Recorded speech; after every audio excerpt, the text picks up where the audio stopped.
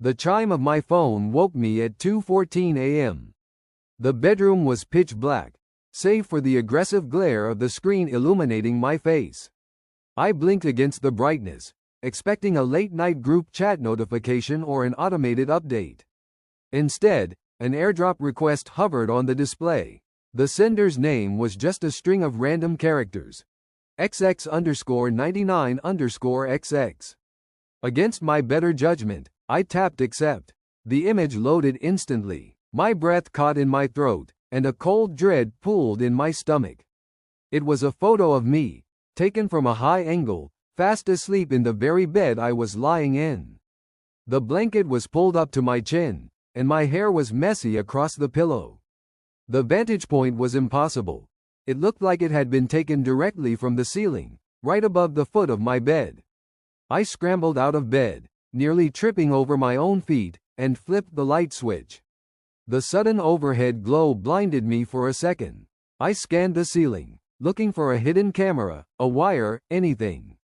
There was nothing but smooth, white drywall. I checked my bedroom door. It was locked from the inside, just as I had left it. The window was shut tight, the latch securely fastened. I was entirely alone in the house. I looked back down at the phone, my hands shaking so violently I almost dropped it. A second notification popped up on the screen, bypassing the usual AirDrop prompt entirely.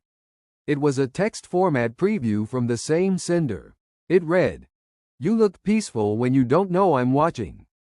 I didn't sleep for the rest of the night. By noon the next day, the paranoia had settled deep into my bones.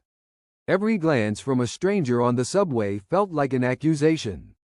Every time a phone buzzed near me, my heart rate spiked.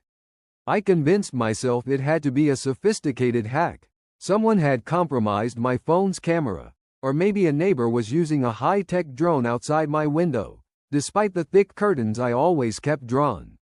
I spent the afternoon at a local repair shop. The technician ran a full diagnostic on my device, checking for spyware, malware, or unauthorized access. After 30 minutes, he handed it back with a puzzled expression.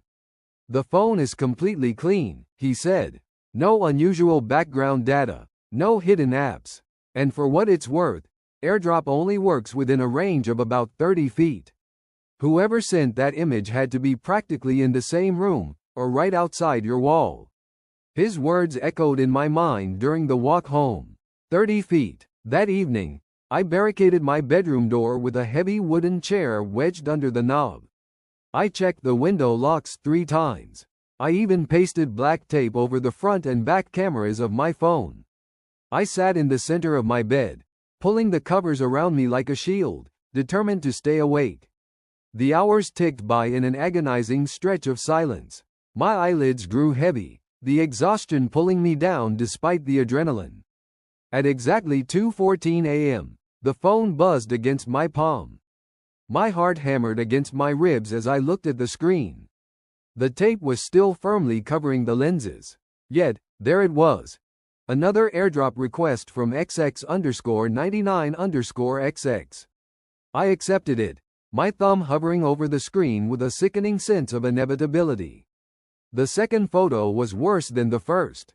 It was taken from the side of the bed, much lower this time. In the frame, my face was visible. Eyes closed in a momentary lapse of sleep I didn't even realize had happened. But this time, there was something else in the shot. In the dark background of the photo, just at the edge of the frame where the closet door stood slightly ajar, was the distinct outline of a hand. It was pale, impossibly long, with thin, gray fingers gripping the edge of the wooden door frame. I threw the blankets off and stared at the closet. It was shut. I distinctly remembered closing it completely before going to bed. I grabbed a heavy metal flashlight from my nightstand, my knuckles turning white. Step by step, the floorboards creaking beneath my weight, I approached the closet. My breath came in shallow, ragged gasps. I extended my hand, grabbed the handle, and yanked the door open. Nothing, just my clothes hanging in neat rows, and a few cardboard boxes on the floor. I let out a breath I didn't realize I was holding. But as I turned back toward the bed, My phone screen flashed again. A new message arrived. You're looking in the wrong place. The realization hit me like a physical blow. If the entity wasn't in the closet, and it wasn't outside, it had to be somewhere I couldn't easily see. I looked down at the gap between the bottom of my bed frame and the hardwood floor. It was a space no larger than a few inches, dark and cast in deep shadow. I fell to my knees, lowering the flashlight toward the floor. I pressed my cheek against the cold wood, shining the beam into the narrow space beneath the bed. The light cut through the dust motes, illuminating the empty space. There was nothing there. Relief washed over me, but it was short-lived. A sudden, sharp scratching sound echoed from inside the walls. It moved rapidly, traveling up from the floorboards, behind the drywall, and straight into the ceiling above me. Before I could react, the overhead light bulb shattered, plunging the room into absolute darkness. The only illumination came from the narrow beam of my flashlight and the pale glow of my phone. The phone vibrated continuously now. Notification after notification flooded the screen. AirDrop requests were arriving every second, faster than I could press decline. The preview thumbnails were a blur of terrifying imagery. Close-ups of my hair, a macro shot of my closed eye, a view from inside the wall cavity looking out through the electrical outlet. Whoever, or whatever, it was, it didn't need a camera. It was observing me through the structure of the house itself. I sprinted for the bedroom door, tearing the barricade away with frantic strength. I twisted the lock, threw the door open, and ran down the stairs into the living room. I needed to get out of the house, to the safety of the street, to anywhere with people and bright lights. I reached the front door and grabbed the deadbolt. It wouldn't turn. The metal was frozen stiff, covered in a thin layer of frost that bit into my skin. I hammered on the heavy wood, screaming for help, but the sound felt muffled, absorbed by the heavy silence of the house. Behind me, the television screen in the living room flickered to life. It didn't show a broadcast channel, it showed a live feed of the room I was standing in. I watched myself on the screen, standing at the door, panicked and trapped. From the top of the stairs, a shadow began to descend. It didn't walk. It poured down the steps like spilled ink, shifting and stretching across the walls. The air temperature in the living room plummeted, my breath curling into thick white plumes in front of me. I looked back at the television screen. The camera angle on the TV shifted, moving down the stairs behind the shadow, closing the distance between us. On the digital display, I could see the entity clearly now. It was a tall, faceless silhouette, its limbs elongated and twitching with an unnatural, mechanical rhythm. It raised a hand, holding a device that mirrored my own phone. I backed into the kitchen, the flashlight beam flickering violently before dying completely. The only light left was the screen of my phone, which had stopped receiving individual notifications. Instead, a single progress bar dominated the display. Syncing device, 85%. I tried to power the phone down, holding the buttons desperately, but the screen ignored my commands. The numbers ticked upward with agonizing speed.